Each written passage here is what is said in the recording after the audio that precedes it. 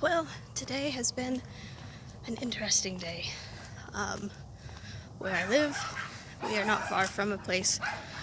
that is often used as a medevac landing site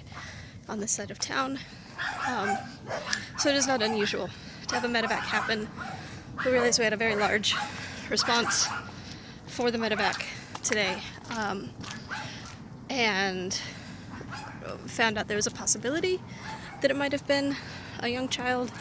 in my neighborhood. Turns out it was not my neighborhood. It was a different one about 1.5 miles away. But I have spent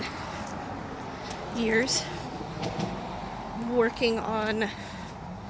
getting to know my neighborhood, being a presence in my neighborhood, and the thought that it was anyone's child was crushing, but the possibility of where it was interpreted to have been if it had been in our neighborhood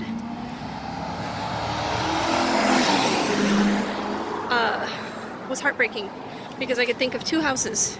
just immediately off the top of my head that I didn't know their names, but that it could have been. So I just, knowing the season we're in, knowing the things that people are going through, good evening,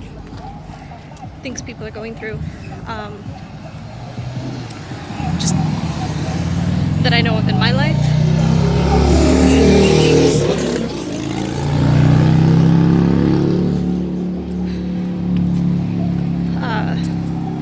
Today, been thinking about grief and the heaviness of heart, and that although there was a wave of relief that it was not a child that I knew, it still was incredibly heavy that it was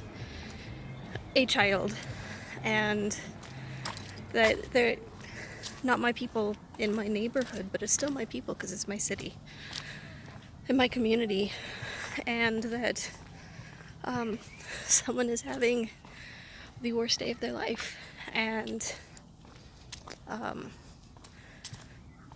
just thinking about that a lot today, lifting that family